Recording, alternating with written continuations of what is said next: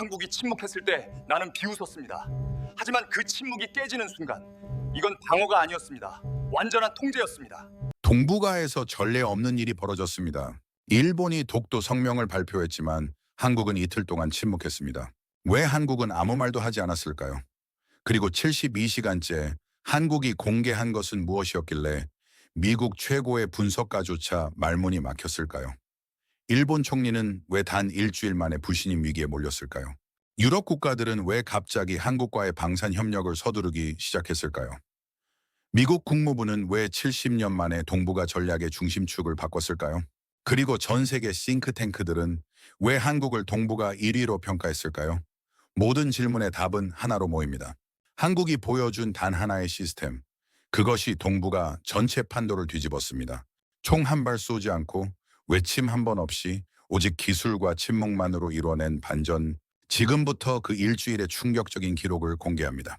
가장 무서운 건 폭발이 아닙니다. 침묵입니다. 일본이 독도 성명을 던졌을 때 한국은 아무 말도 하지 않았습니다. 6시간, 12시간, 24시간, 30시간 그 침묵이 길어질수록 저는 깨달았습니다.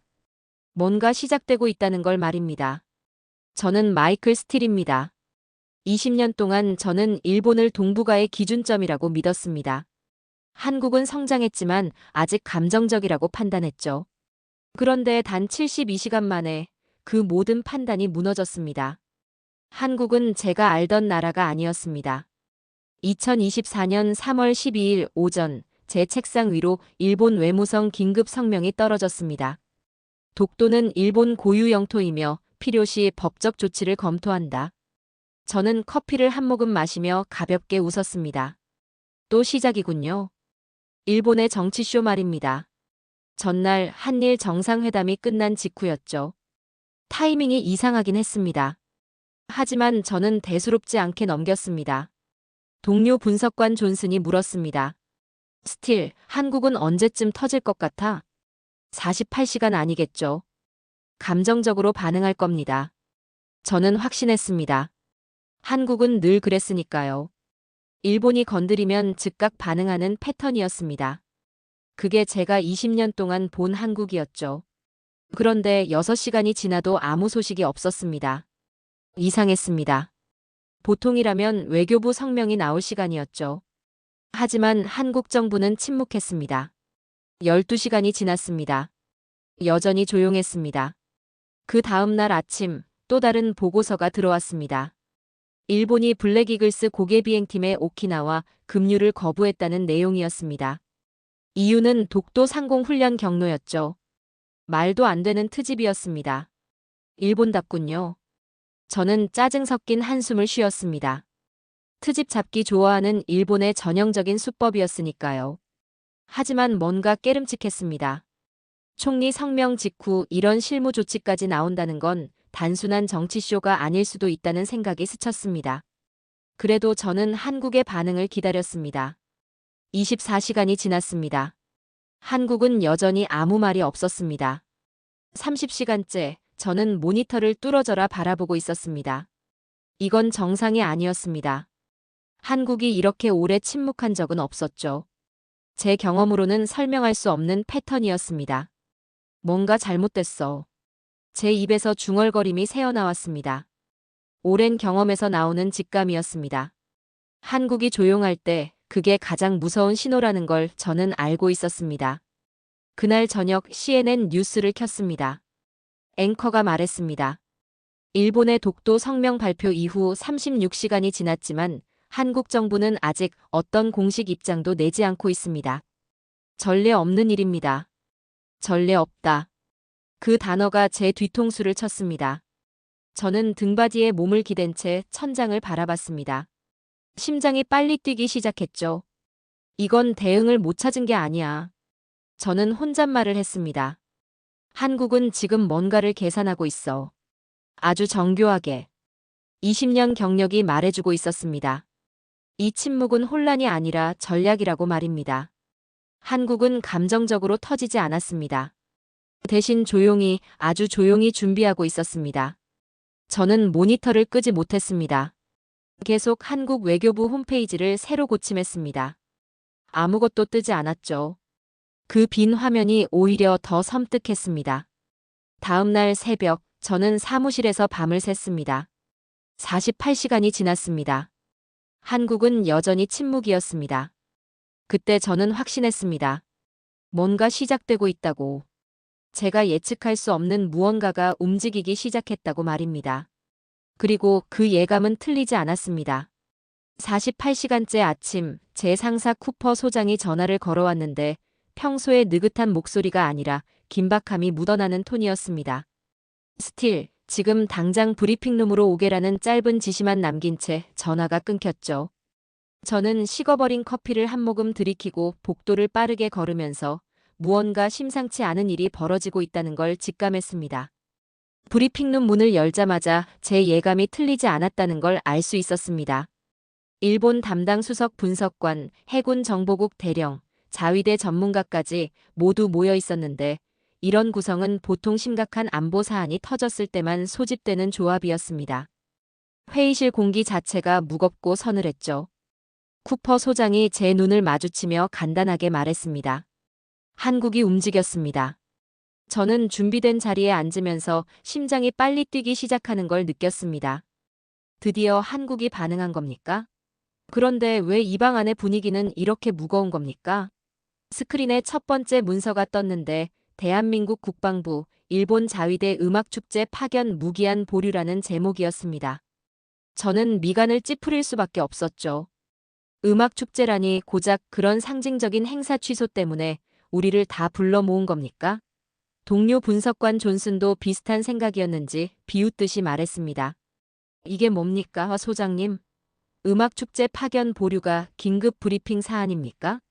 하지만 쿠퍼 소장은 전혀 웃지 않았고 오히려 더 심각한 표정으로 말했습니다. 두 번째 문서를 보게. 다음 화면이 넘어가자 회의실 전체가 순식간에 얼어붙었습니다. 한일 해상 합동 구조 훈련 전면 취소라는 문구가 스크린 한가운데 떠 있었죠. 해군 정보국 출신 대령이 먼저 입을 열었는데 그의 목소리에는 긴장감이 가득했습니다. 이건 심각합니다. 아주 심각한 조치입니다. 저는 고개를 돌려 그를 바라보며 물었습니다. 왜 그렇습니까? 훈련 하나 취소된 게 그렇게 중요합니까? 대령은 잠시 숨을 고르더니 천천히 설명하기 시작했습니다. 이 훈련은 단순한 연례 행사가 아닙니다. 북한 잠수함 감시 체계의 핵심 협력 프로그램이죠. 일본 해상자위대는 감시 범위와 기술력에 한계가 있어서 한국의 협력 없이는 동해 북부 해역을 제대로 커버할 수가 없습니다. 쉽게 말하면 일본은 이 훈련을 통해 한국의 감시 데이터와 정보를 공유받아왔던 겁니다. 그 말을 듣는 순간 저는 등받이에 몸을 기대며 깊은 숨을 내쉬었습니다. 일본이 한국에 이렇게 실질적으로 의존하고 있었다는 겁니까? 20년 동안 동북아 안보를 분석해온 저는 이 사실을 제대로 파악하지 못했던 겁니다. 아니, 정확히 말하면 보려고 하지 않았던 거죠. 일본이 더 강하고 더 안정적이며 더 신뢰할 만한 파트너라고 믿어왔으니까요. 한국은 늘 일본보다 한 단계 아래에 있다고 성장은 했지만 아직 완전하지 않다고 판단해왔던 겁니다. 쿠퍼 소장이 세 번째 문서를 띄웠는데 이번엔 한국 외교부 공식 성명이었습니다. 문장은 짧았지만 그 안에 담긴 의미는 결코 가볍지 않았습니다. 상호 신뢰 원칙에 따라 기존 협정을 재검토합니다. 저는 그 문장을 다시 읽었고 또 읽었습니다. 한 글자 한 글자 음미하면서 그 안에 숨겨진 메시지를 파악하려 했죠. 놀라운 건 그 문장에 감정이 전혀 없다는 점이었습니다. 비난도 항의도 분노도 보이지 않았습니다. 그저 차갑고 정확하게 마치 법률 문서처럼 사실만을 나열하고 있었죠. 계산기로 두드리듯 움직이는군요라는 중얼거림이 제 입에서 새어나왔는데 존슨이 그 말을 듣고 물었습니다. 무슨 뜻입니까, 스틸? 저는 스크린을 가리키며 설명했습니다. 한국은 지금 감정으로 반응하지 않고 있습니다. 전략으로 반응하고 있죠. 음악축제는 상징을, 구조훈련은 실질적 안보 협력을 건드렸습니다. 이 모든 조치가 일본의 약점을 정확히 겨냥하고 있다는 겁니다. 회의실이 조용해졌고 모두가 스크린을 응시하고 있었습니다. 저는 계속 생각했습니다. 한국은 48시간 동안 침묵한 게 아니었습니다. 그 시간 동안 계산하고 있었던 겁니다. 어디를 쳐야 일본이 흔들리는지, 어떤 카드를 빼야 판이 기우는지, 어떤 순서로 공개해야 압박이 극대화되는지를 말입니다. 바로 그때 긴급 속보가 화면에 떴습니다. 일본 관방장관 긴급 기자회견이라는 자막이었는데 시간을 보니 새벽 5시였습니다. 비정상적인 시간이었죠. 일본 정부가 새벽에 기자회견을 여는 건 정말 드문 일이었습니다. 화면 속 관방장관의 얼굴은 창백했고 목소리에는 떨림이 섞여 있었습니다. 한국의 일방적인 조치는 매우 유감스럽습니다. 우리는 즉각적인 철회를 요구합니다. 해군 대령이 작은 목소리로 말했습니다. 패닉 상태입니다. 새벽 5시에 기자회견을 여는 건 정상적인 대응 프로토콜이 아닙니다. 일본 정부 내부가 상당히 당황하고 있다는 증거죠. 저는 고개를 끄덕이며 그 분석에 동의했습니다. 그리고 곧이어 요미우리 신문 속보가 떴는데 동해 감시 공백 우려, 정부 대책 마련 시급이라는 헤드라인이었습니다. 이어서 NHK도 특집 예고를 내보냈죠. 한일 안보 협력 균열, 일본의 선택은? 저는 깊게 숨을 들이마셨습니다. 일본 언론까지 흔들리기 시작한 겁니다. 평소라면 정부를 감싸고 신중하게 보도하던 일본 주요 언론들이 감시 공백이라는 직설적인 단어를 쓰고 있었고, 이건 일본 내부에서도 위기감이 빠르게 퍼지고 있다는 명백한 신호였습니다. 쿠퍼 소장이 팔짱을 끼고 저를 바라보며 물었습니다. 스틸, 당신의 전문적인 판단은 어떻습니까? 저는 잠시 침묵하며 지난 48시간을 되짚어봤습니다. 그리고 천천히 신중하게 말했습니다. 한국은 이 판 전체를 읽어놓고 있었습니다. 일본이 어디에 의존하는지, 어떤 카드가 치명적인지, 어떤 타이밍이 가장 효과적인지를 정확히 알고 있었던 겁니다. 48시간의 침묵은 혼란이 아니었습니다. 철저한 준비 시간이었고 전략을 완성하는 시간이었죠.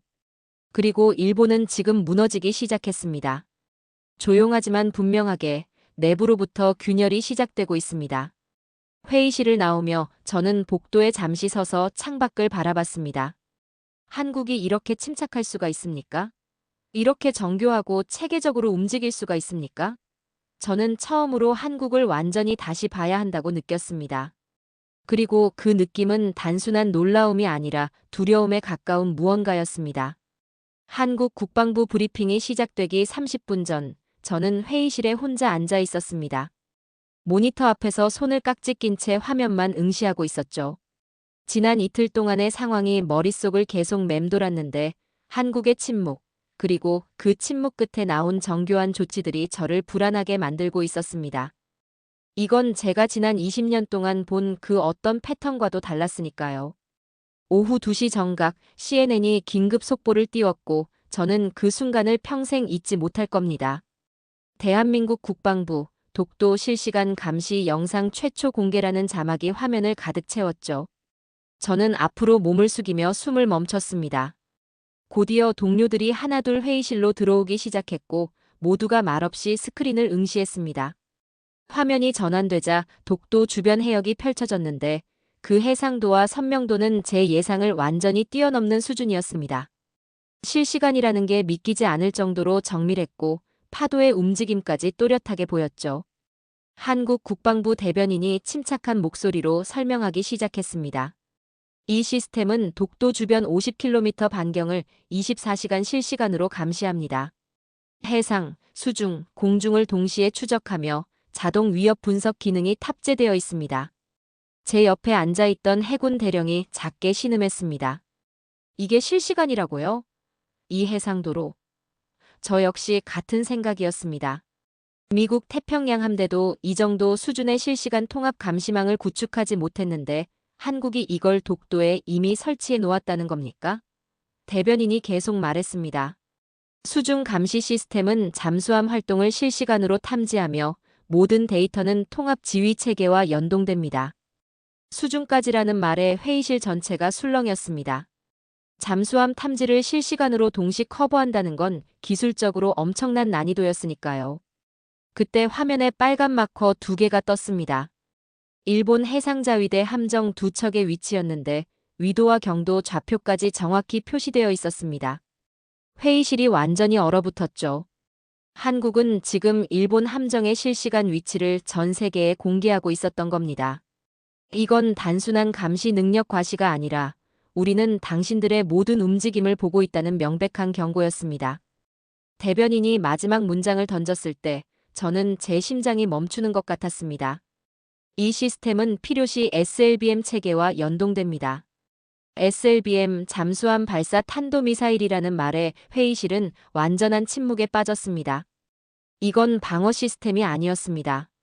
통제 시스템이었죠. 한국은 독도 주변을 감시만 하는 게 아니라 필요하면 언제든 대응 타격이 가능한 구조를 갖춰놓고 있었던 겁니다. 저는 그대로 의자에 앉은 채 깊게 숨을 들이마셨습니다. 지난 이틀 동안의 퍼즐이 완성되는 순간이었습니다. 한국은 일본의 도발에 감정적으로 반응하지 않았습니다. 대신 조용히 철저하게 준비된 카드를 꺼내 보였죠. 그리고 그 카드는 일본의 자존심을 산산조각 낼 뿐만 아니라 동북아 전체의 안보 구도를 뒤흔들 만한 것이었습니다. 쿠퍼 소장이 조용히 말했습니다. 우리는 한국을 완전히 잘못 봤습니다. 저는 고개를 끄덕였습니다. 그 말에 더 이상 덧붙일 게 없었죠. 한국은 총 한 발 쏘지 않았습니다. 하지만 일본의 안보 체계는 지금 이 순간 붕괴하고 있었고 그 모든 과정을 전 세계가 실시간으로 지켜보고 있었습니다. 저는 20년 경력을 통틀어 이런 충격을 받아본 적이 없었습니다. 제가 믿어온 모든 판단이 단 3분 만에 무너졌으니까요. 독도 감시 시스템 공개 직후 저는 일본 총리 관저의 반응을 예의주시하고 있었습니다. 상식적으로 생각하면 일본은 한 발짝 물러서서 상황을 재평가해야 했죠. 한국이 이 정도 기술력을 보유하고 있다는 게 드러난 이상, 더 이상의 도발은 자충수가 될 게 분명했으니까요. 하지만 그날 저녁 다카이치 총리가 발표한 성명을 보는 순간 저는 깨달았습니다. 일본 정부는 후퇴가 아니라 오히려 더 강경한 길을 선택했다는 것을 말입니다. 우리는 모든 외교적, 법적 수단을 동원할 것입니다. 다카이치 총리의 목소리는 떨리고 있었지만 강경했고 그 다음 문장은 더욱 충격적이었습니다. 다케시마의 날 고위급 참석도 적극 검토하겠습니다. 저는 모니터 앞에서 중얼거렸습니다. 저건 공황 상태에서 나오는 언어입니다. 옆에 있던 존슨이 물었죠. 무슨 뜻입니까? 저는 화면 속 총리의 표정을 가리키며 설명했습니다. 저 사람은 지금 국민을 설득하려는 게 아니라 자신의 지지층을 결집시키려 하고 있습니다. 정상적인 국가 지도자의 판단이 아니라 정치 생존을 위한 도박을 하고 있다는 겁니다. 화면은 관방장관과 방위상의 표정을 클로즈업했는데 그 두 사람의 얼굴에서 저는 총리와는 전혀 다른 감정을 읽을 수 있었습니다. 지지층 결집이 아니라 두려움과 피로였죠. 두 장관은 총리의 발언을 듣는 내내 고개를 숙이고 있었고 눈을 마주치지 않으려 애쓰는 게 명백했습니다. 일본 정부 내부에서도 의견이 갈라지고 있습니다. 제가 말했고 해군 대령이 동의했습니다. 저 두 장관은 정상적인 국가 행정의 얼굴이지만 총리 혼자만 다른 게임을 하고 있는 것처럼 보입니다. 다음 날 아침 일본 언론의 반응은 저를 더욱 놀라게 했습니다. 아사히 신문이 일면 헤드라인으로 총리 책임론 제기를 실었고 보수 성향의 요미우리조차 외교 실패 리더십 의문이라는 제목을 달았습니다. 마이니치 신문은 더 직설적이었죠. 잘못된 리더십이 국익을 해치고 있다. 저는 그 신문들을 하나하나 읽으며 충격을 감추지 못했습니다. 일본 언론 특유의 신중함과 정부에 대한 예의가 완전히 사라져 있었으니까요. 일본은 흔들린 게 아닙니다. 무너지고 있습니다. 제가 쿠퍼 소장에게 보고하자 그는 고개를 끄덕이며 다음 자료를 넘겼습니다. 중국 외교부 성명이 떴는데 중국 국민은 일본 여행을 자제할 것을 권고한다는 내용이었습니다. 이건 사실상 경제 제재나 다름없었죠. 대만도 가세했습니다. 일본의 최근 행보는 지역 안정을 해치는 불안 요소다. 저는 깊게 숨을 들이마셨습니다. 이건 동북아에서 일본을 공식적으로 문제 국가로 규정한 첫 사례였고 중국과 대만이 같은 목소리를 낸다는 건 그만큼 일본에 대한 국제적 신뢰가 무너졌다는 의미였습니다. 그날 오후 일본 경제계가 움직이기 시작했습니다. 항공사 주가가 폭락했고 호텔 및 관광업계는 사실상 패닉 상태에 빠졌죠. JAL과 ANA의 주가는 하루 만에 12% 넘게 떨어졌고 경제계 주요 인사들이 긴급 기자회견을 열었습니다. 한 재계 원로가 떨리는 목소리로 말했습니다. 총리는 지금 경제 테러 행위를 하고 있습니다. 저는 그 장면을 보며 데스크에 손을 감싸쥐었습니다. 한국은 아무것도 하지 않았는데 일본이 스스로 붕괴하고 있었던 겁니다. 외부의 압박이 아니라 내부의 균열로, 지도자의 잘못된 판단으로, 그리고 그 판단을 믿지 못하는 국민과 언론과 경제계의 반란으로 말입니다. 저는 창밖을 바라보며 생각했습니다. 이건 한국의 승리가 아니라 일본의 자멸이었고 그 자멸을 저는 실시간으로 목격하고 있었습니다. 일본 정부가 무너지는 과정을 지켜보는 건 고통스러운 일이었습니다. 그건 마치 서서히 침몰하는 배를 바라보는 것과 같았죠. 그런데 그 다음 날 아침, 제가 예상하지 못했던 결정타가 날아들었습니다. 일본 총리 관저 내부 문서가 유출된 겁니다. 제목은 총리 독도 발언 관련 내부 메모였고 그 문서를 읽는 순간 저는 이 게임이 완전히 끝났다는 걸 직감했습니다. 문서의 핵심 내용은 충격적이었습니다. 독도 성명을 발표하기 전 관방장관과 방위상이 모두 반대 의견을 냈다는 기록이 명확히 남아 있었죠. 외무성도 한일 관계 악화 불가피, 신중한 접근 필요라는 경고 문서를 올렸고 심지어 자민당 내 중진 의원들도 시기상조라는 의견을 전달했다고 적혀 있었습니다. 하지만 다카이치 총리는 이 모든 반대를 무시하고 독단적으로 결정을 내렸으며 그 목적은 지지율 반등을 위한 정치적 퍼포먼스라고 명시되어 있었습니다. 저는 문서를 읽으며 조용히 말했습니다. 게임 오버입니다. 이건 더 이상 외교 문제가 아니라 일본 내부의 정치 스캔들이 되었습니다. 쿠퍼 소장이 물었습니다. 이 문서가 어떻게 유출된 겁니까? 저는 고개를 저었습니다. 그게 중요한 게 아닙니다. 중요한 건 이 문서가 진짜라는 겁니다. 그리고 일본 언론이 이미 이걸 확인했다는 거죠. 실제로 NHK와 테라바이트S는 그날 저녁 긴급 특집 편성을 발표했습니다. NHK는 총리 관저의 독단적 결정 과정이라는 제목으로 테라바이트S는 외교 참사의 진실이라는 타이틀로 프로그램을 준비하고 있었습니다. 일본 공영방송이 현직 총리의 의사결정 과정을 이렇게 직접적으로 비판하는 특집을 편성한다는 건 사실상 정권 전복 수준의 보도였습니다. 저는 펜을 내려놓으며 중얼거렸습니다. 언론이 이 정도로 움직이면 정권은 거의 끝난 겁니다.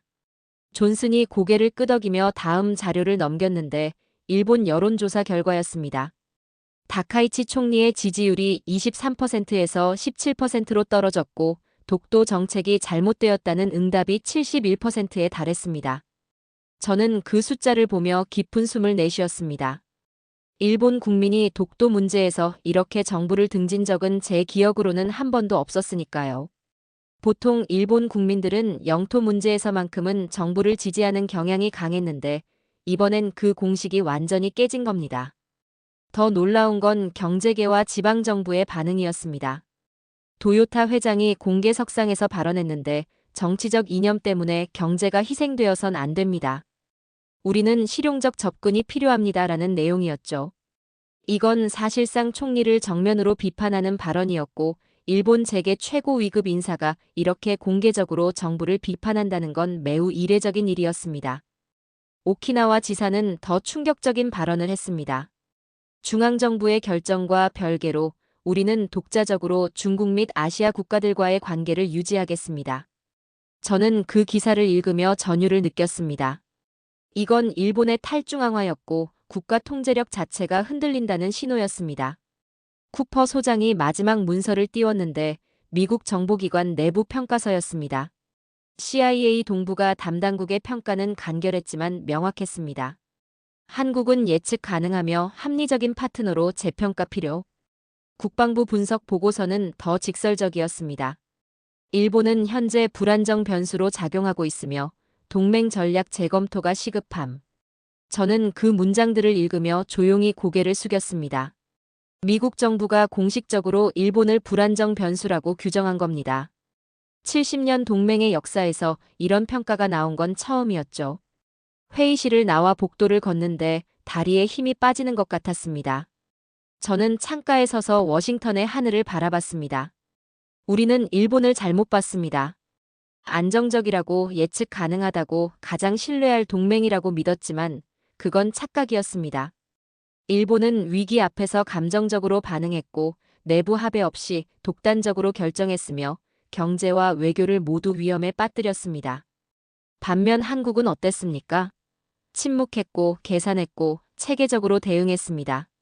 감정이 아니라 전략으로, 외침이 아니라 사실로 움직였죠. 저는 주머니에서 펜을 꺼내 노트에 한 문장을 적었습니다. 우리는 일본을 과대평가했고 한국을 과소평가했다. 그리고 그 착각의 대가를 지금 목격하고 있다.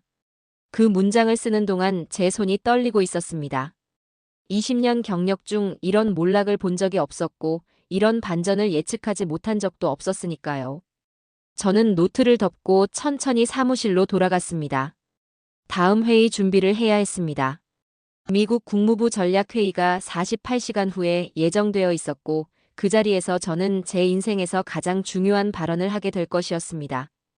미국 국무부 긴급 전략회의가 소집된 건 독도 감시 시스템 공개 후 정확히 72시간째 되는 날이었습니다. 저는 평소보다 1시간 일찍 출근해서 발표 자료를 다시 점검하고 있었는데 손이 떨리는 걸 느낄 수 있었습니다. 이번 회의는 제 20년 경력 통틀어 가장 중요한 순간이 될 게 분명했으니까요. 차관보, 국방부 부장관, CIA 국장까지 모두 참석하는 회의였고 여기서 나올 결론은 미국의 동북아 전략 전체를 바꿀 수 있는 무게를 가지고 있었습니다. 회의실에 들어서자 이미 고위급 인사들이 자리를 잡고 있었습니다.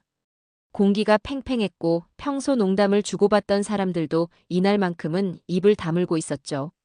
저는 중앙 테이블 옆자리에 앉았는데 실전 분석 책임자로서 이번 회의에서 핵심 브리핑을 맡게 되어 있었습니다. 차관보가 회의를 시작하며 첫 문장을 던졌을 때 저는 이 회의가 평범하게 끝나지 않을 거라는 걸 직감했습니다. 우리는 지난 72시간 동안 동북아에서 전례 없는 변화를 목격했습니다. 솔직하게 말씀드리겠습니다. 우리의 기존 판단이 완전히 틀렸습니다. 국방부 부장관이 이어서 발언했는데 그의 목소리에는 무거운 책임감이 묻어났습니다. 일본을 동북아의 안정축으로 보았던 우리 전략에 심각한 오류가 있었습니다.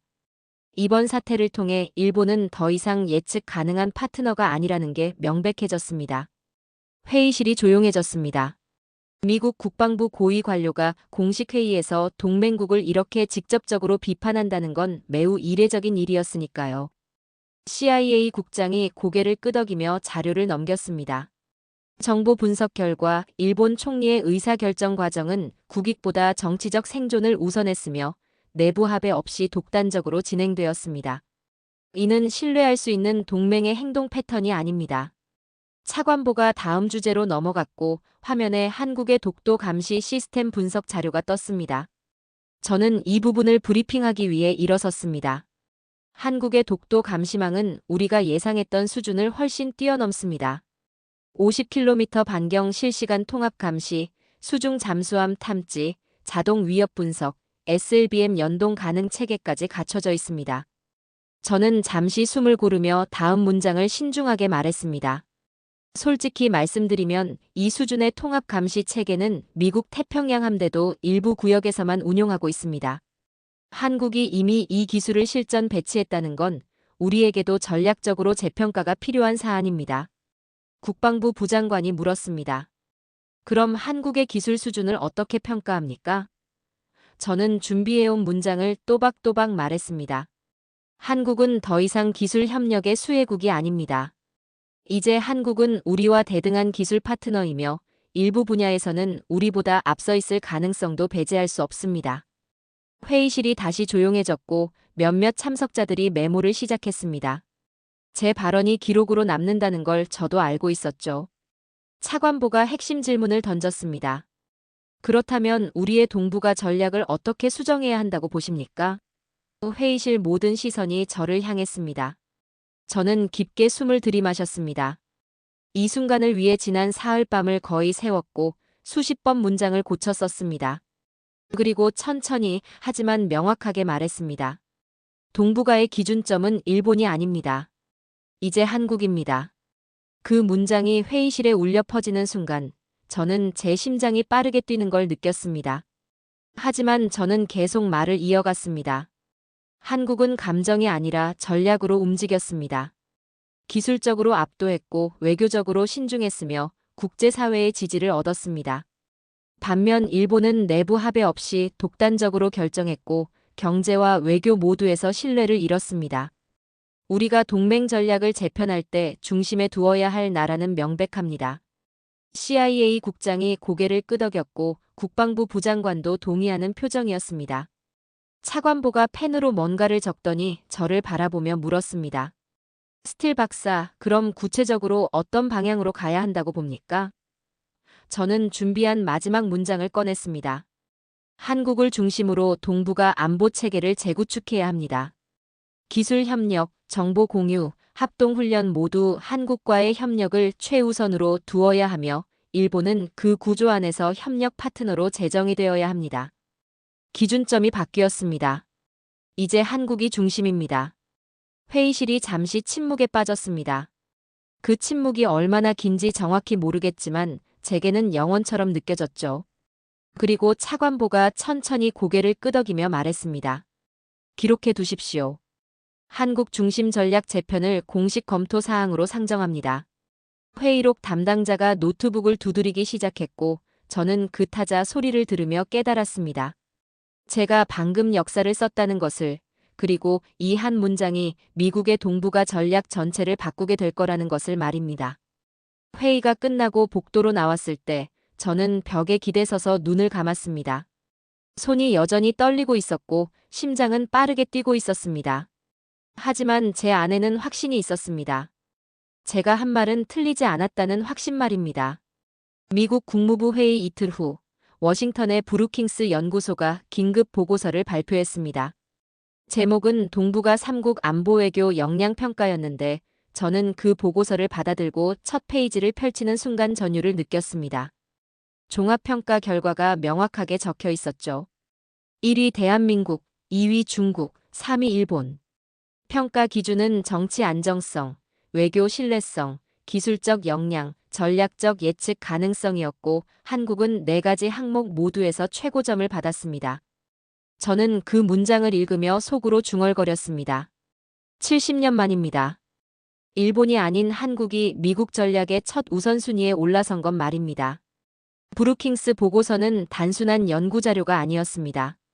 미국 정부의 정책 결정에 막대한 영향을 미치는 싱크탱크의 공식 평가였고 이 보고서가 나온다는 건 미국 정치권 전체가 이미 방향을 잡았다는 의미였죠. 그리고 그 파장은 즉각적으로 나타나기 시작했습니다. 독일 국방부가 한국과의 방산협정 체결을 전격 발표했고 프랑스 국방장관은 KF-21 전투기 도입 검토를 공식화했습니다. 영국은 한국의 감시 시스템 기술을 공동 연구하자는 제안을 보냈고 이스라엘까지 협력 의사를 타진해왔죠. 저는 쏟아지는 뉴스를 하나하나 읽으며 깨달았습니다. 한국의 기술은 이제 선택사항이 아니라 표준이 되었다는 것을 말입니다. 유럽 언론들은 K-디펜스라는 용어를 만들어냈고 독일 슈피겔지는 한국이 새로운 안보 기술의 중심이라는 특집을 실었습니다. 프랑스 르몽드는 더 직설적이었죠. 동북아의 균형추가 한국으로 이동했다. 저는 그 기사들을 프린트해서 책상 위에 쌓아놓고 바라봤습니다. 이건 단순한 외교적 수사가 아니었습니다. 실질적인 전략 변화였고 돌이킬 수 없는 흐름이었습니다. 아세안과 중동의 반응은 더욱 구체적이었습니다. 싱가포르 총리가 한국과의 포괄적 전략 동맹 필요성을 공개석상에서 언급했고 베트남은 해군 감시 시스템 도입을 위한 실무 협의를 시작했습니다. 중동의 일부 국가들은 한국산 미사일과 레이더 시스템 구매를 문의해왔죠. 저는 이 모든 움직임을 분석하며 한 가지 결론에 도달했습니다. 한국이 도발한 게 아니라 세계가 한국을 택한 것이라는 사실 말입니다. 한국은 조용히 기술을 쌓았고 신뢰를 구축했으며 위기 앞에서 감정이 아니라 전략으로 대응했습니다. 그리고 그 모든 것들이 지금 국제사회의 선택으로 돌아오고 있었습니다. 반면 일본은 급속도로 고립되고 있었습니다. 요미우리 신문이 일본 외교, 국제적 신뢰 상실이라는 헤드라인을 일면에 실었고, 아사히는 동맹국들, 일본 외교 채널 대신 한국 우선 접촉이라는 기사를 보도했습니다. 실제로 여러 국가들이 동북아 관련 현안을 논의할 때 일본 대사관이 아니라 한국 대사관에 먼저 연락하는 사례가 늘어나고 있었죠. 저는 그 보고서들을 읽으며 조용히 결론을 내렸습니다. 오늘 이후 일본은 더 이상 기준점이 아닙니다. 그건 감정적 판단이 아니라 냉정한 사실 분석이었습니다. 바로 그날 오후 저는 긴급 소집을 받았습니다. 국무부와 국방부 합동 브리핑 준비 회의였는데 미국 정부가 공식적으로 한국 중심 전략을 발표할 준비를 하고 있다는 내용이었습니다. 쿠퍼 소장이 제게 말했습니다. 스틸, 당신이 작성한 분석 문서가 이번 발표의 기초 자료로 채택되었습니다. 저는 그 말을 듣는 순간 손이 떨리는 걸 느꼈습니다. 제가 쓴 문장들이 미국 정부의 공식 입장이 된다는 의미였으니까요. 저는 최종 문서를 열어보았습니다. 첫 문장이 제 눈에 들어왔죠. 한국이 동북아의 새로운 안정 기준이다. 제가 쓴 문장이었고 그 문장이 지금 미국 정부의 공식 문서 첫 줄에 들어가 있었습니다. 저는 스크린을 바라보며 깊게 숨을 들이마셨습니다. 제 20년 경력이 이 한 문장으로 집약되고 있었고 이 문장이 앞으로 수십 년간 미국의 동북아 전략을 규정하게 될 것이었습니다. 창밖을 바라보니 워싱턴의 하늘이 붉게 물들고 있었습니다. 저는 책상 위에 펼쳐진 세계 지도를 바라봤습니다. 며칠 전까지만 해도 일본이 중심에 있던 그 지도에서 이제 한국이 중심에 서 있었습니다. 그리고 그 변화는 폭력이나 강압이 아니라 기술과 신뢰와 전략으로 이루어진 것이었습니다. 저는 펜을 들어 노트에 한 줄을 적었습니다. 나는 지금 역사를 쓰고 있었다. 그 문장을 쓰는 동안 제 손끝이 떨리고 있었지만 그 떨림은 두려움이 아니라 확신에서 나오는 것이었습니다.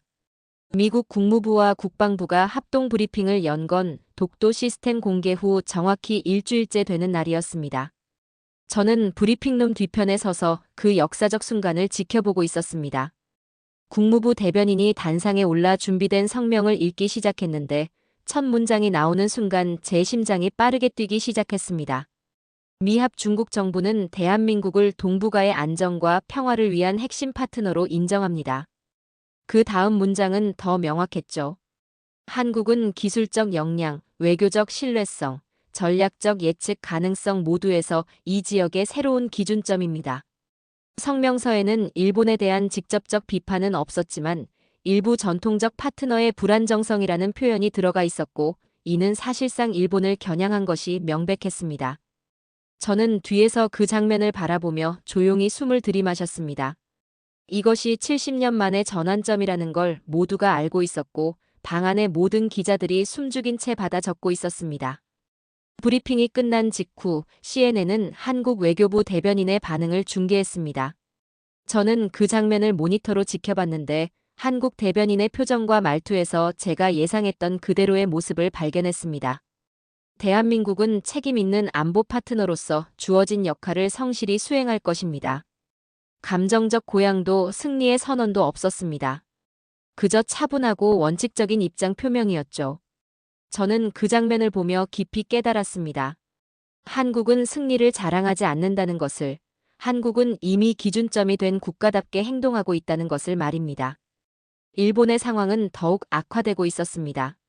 다카이치 총리에 대한 불신임한 발의가 본격화되었고 자민당 내부에서조차 총리 퇴진 불가피라는 목소리가 나오기 시작했습니다. 경제계와 언론, 지방정부가 모두 등을 돌린 상황에서 총리가 버틸 수 있는 시간은 그리 길지 않았죠. 저는 일본 정치 상황 보고서를 읽으며 생각했습니다. 일본의 위기는 한국 때문이 아니라 일본 스스로의 선택 때문이었다고, 잘못된 리더십과 독단적 결정, 그리고 국민과 동맹의 신뢰를 잃은 결과였다고 말입니다. 그 주 내내 전 세계에서 전략 보고서들이 업데이트되었습니다. 유럽의 주요 싱크탱크들은 한국의 감시 시스템을 벤치마킹 대상으로 삼았고 아세안 국가들은 한국과의 안보 협력 강화를 공식 정책으로 채택했습니다. 반면 일본은 국제회의에서 발언권과 영향력이 눈에 띄게 줄어들었고 몇몇 국가들은 아예 일본 대표단을 주요 논의에서 배제하기 시작했습니다. 저는 그 변화들을 하나하나 기록하며 깨달았습니다. 기준점의 변화는 단순한 기술의 변화가 아니라 신뢰의 변화였다는 것을, 그리고 한번 무너진 신뢰는 쉽게 회복되지 않는다는 것을 말입니다. 저는 마지막 보고서를 작성하기 위해 책상 앞에 앉았습니다. 키보드 위에 손을 올려놓고 잠시 생각을 정리한 후 천천히 타이핑을 시작했습니다. 한국은 감정이 아니라 전략으로 승리했다. 한국은 외침이 아니라 침묵으로 판을 뒤집었다. 한국은 방어가 아니라 질서를 구축했다. 이제 동북아에서 한국을 빼고는 아무것도 설명할 수 없다. 그 문장들을 쓰는 동안 저는 지난 일주일을 되돌아봤습니다. 충격과 혼란, 깨달음과 확신의 과정을 거쳐 지금 이 자리에 도달했다는 것을 말입니다. 저는 보고서를 저장하고 창밖을 바라봤습니다. 워싱턴의 밤하늘에 별이 빛나고 있었습니다. 저는 20년 동안 동북아를 분석해왔지만 이번만큼 제 판단이 완전히 뒤집힌 적은 없었습니다. 일본을 기준점으로 삼았던 제 모든 분석이 틀렸고 한국을 과소평가했던 제 모든 판단이 잘못되었다는 걸 인정해야 했습니다. 하지만 그 인정은 고통스러운 것이 아니라 해방감에 가까웠습니다. 진실을 마주하는 것, 그것이야말로 분석가가 가져야 할 가장 중요한 자세였으니까요.